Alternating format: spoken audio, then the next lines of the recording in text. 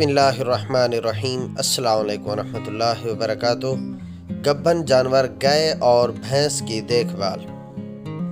اگر جانور گائے یا بھینس گبن ہونے کے بعد بھی آخری دنوں تک دودھ دے رہی ہے تو اس کا دودھ آخری 2-3 مہینوں یعنی گائے کا 7ویں 8ویں مہینے اور بھینس کا 8ویں اور 9ویں مہینے میں لینا چھوڑ دیں تاکہ وہ حیوانہ بڑھا سکے اور بچے کے وزن کو بھی بڑھا سکے۔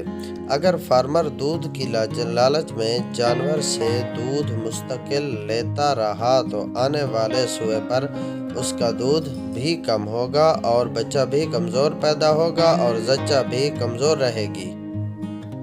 جب آخری 2-3 مہینوں میں جانور سے دودھ لینا بند کیا جائے تو اس کی دودھ والی خوراک بھی بند کر کے وزن بڑھانے والی خوراک یعنی کاربوہائیڈریٹ والی خوراکیں مثلاً گندم، جو اور مکئی کا باریک دلیا وغیرہ کی خوراکیں بڑھا دینی چاہیے۔ کیلشیم، سیلینیم، پروٹین، ہرا چارہ، توری یعنی بھوسا وغیرہ حسب معمول مسلسل روزانہ وزن کے مطابق جاری رکھنا چاہیے۔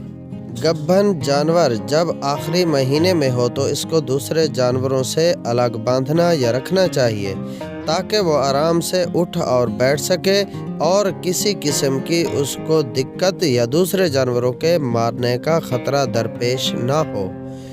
گبن جانور جب بچے دینے کے نزدیکی دنوں میں ہوتا ہے تو اپنا حیوانہ بڑھا لیتا ہے، سار بڑھ کر لمبی ہو جاتی ہے تاکہ بچے کی پیدائش آسانی سے ہو سکے۔